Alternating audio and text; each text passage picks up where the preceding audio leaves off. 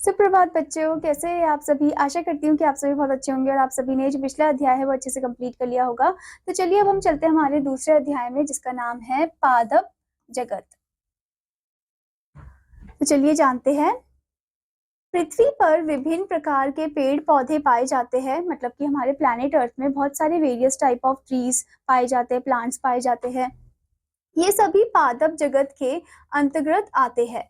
तो ये सभी जो है बच्चे, ये भगवान के चरणों के अंतर्गत आते हैं। ठीक है, अब यहाँ पर हमें बताया है, आइए देखते हैं कि पादप जगत के विषय में आप कितना जानते हैं। तो चलिए देखते हैं। पहला, आपको यहाँ पर आपसे पूछा गया निम्नलिखित प्रश्नों के लिए सही विकल्प का चयन कीजिए। तो जो सही ऑप्शन है उस पर आपको टिक मार्क लगाना है।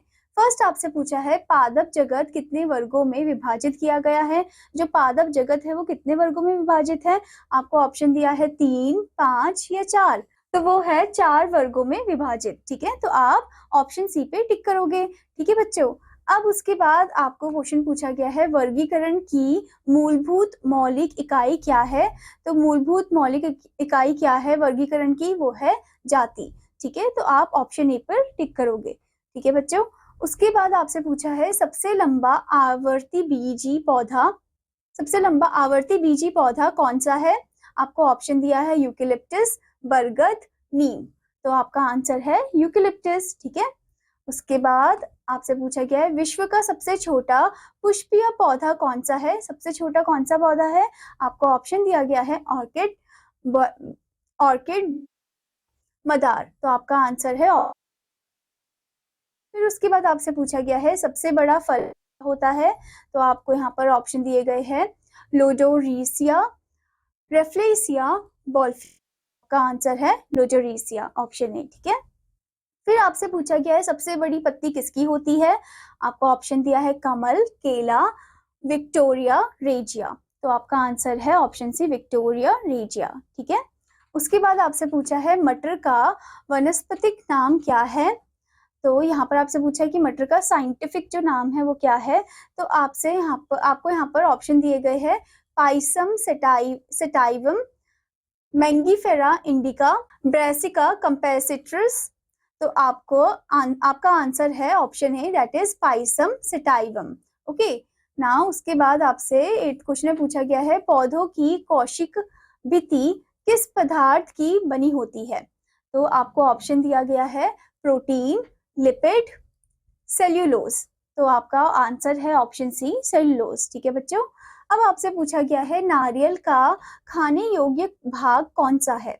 तो नारियल का कौन सा भाग है जो खाने योग्य, आपको ऑप्शन दिया गया है भ्रूणपोष, मध्य फल भीति या फिर पुष्पासन। तो आपका आंसर है ऑप्शन ए, भ्रूणपोष। ठीक है, फिर आपसे पूछा गया है पौधों के द्वारा अतिरिक्त जल की मात्रा को वाष्प के रूप में बाहर निकालने की क्रिया क्या कहलाती है। तो आपको ऑप्शन दिया है प्रकाश संश्लेषण, श्वसन या फिर वाष्पोत्सर्जन। तो आपका आंसर है ऑप्शन सी, वाष्पोत्सर्जन। ठीक है, उसके बाद आपसे पूछा गया है पौधे भूमि से नाइट्रोजन किस रूप में लेते हैं। आपके ऑप्शन है नाइट्रेट, नाइट्राइट या अमोनिया। तो आपका आंसर है ऑप्शन ए, नाइट्रेट। फिर आपसे पूछा गया है बच्चों निम्न में से किसमें क्लोरोफिल नहीं पाया जाता है। आपको ऑप्शन दिया गया है फर्न, कवक या शैवाल। तो आपका आंसर है ऑप्शन बी, कवक। ठीक है, अब बच्चों यहाँ पर आपको एक पॉइंट दिया गया है, क्या आप जानते हैं पेनिसिलिन नामक प्रतिजैविक पेनिसिलियम नामक कवक से प्राप्त की जाती है। शैवाल जलीय जंतुओं के लिए भोजन तथा ऑक्सीजन का महत्वपूर्ण स्रोत है।